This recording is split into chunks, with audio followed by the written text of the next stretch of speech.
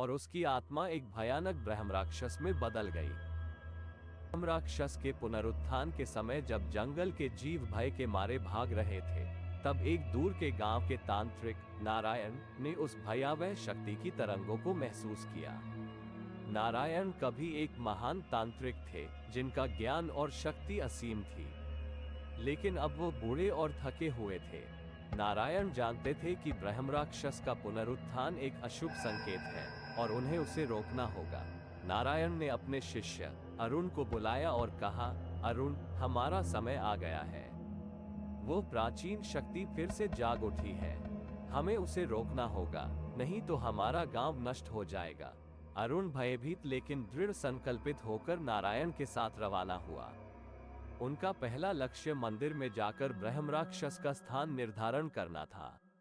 नारायण जानते थे कि वे एक बड़े खतरे का सामना करने जा रहे हैं, लेकिन उनके दिल में एक अटूट साहस था।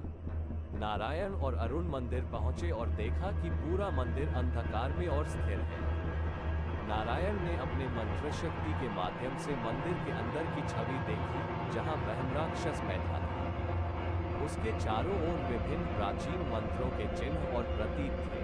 नारायण बोले, ब्रह्मराक्षस को पराजित करने के लिए हमें इन प्रतीकों का उपयोग करना होगा। प्रत्येक प्रतीक में एक विशाल शक्ति है जो हमारी मदद कर सकती है। अरुण ने पूछा, लेकिन गुरु, हम इन प्रतीकों का उपयोग कैसे करेंगे? नारायण ने उत्तर दिया, प्रत्येक प्रतीक के लिए एक विशिष्ट मंत्र है। हमें उन मंत्रों का उच्चारण करके प्रतीकों को सक्रिय करना होगा, लेकिन यह आसान नहीं होगा। ब्रह्मराक्षस हमें रोकने की कोशिश करेगा। नारायण और अरुण विभिन्न प्रतीकों के सामने बैठकर मंत्र जप करने लगे। उनके मंत्रों की शक्ति मंदिर के चारों ओर फैल गई और प्रतीक एक एक करके चमकने लगे। लेकिन उसी समय ब्रह्मराक्षस उन पर हमला करने आया। ब्रह्मराक्षस गरजकर बोला, तुम मुझे नहीं रोक सकते। मैं इस मंदिर का स्वामी हूँ और मेरी शक्ति असीम है। नारायण ने दृढ़ता से उत्तर दिया, तुम कभी एक तांत्रिक थे, लेकिन अब तुम केवल एक दानव हो। हम तुम्हें रोक कर रहेंगे। ब्रह्मराक्षस ने उन पर हमला किया और नारायण और अरुण ने उसकी हमले को रोकने के लिए मंत्रों का उपयोग किया। प्रत्येक हमला और भी भयानक था, लेकिन नारायण का ज्ञान और मंत्र शक्ति असाधारण थी। उन्होंने एक के बाद एक प्रतीकों को सक्रिय करके ब्रह्मराक्षस को कमजोर कर दिया। अंततः नारायण और अरुण ब्रह्मराक्षस को बंदी बनाने में सफल हो गए।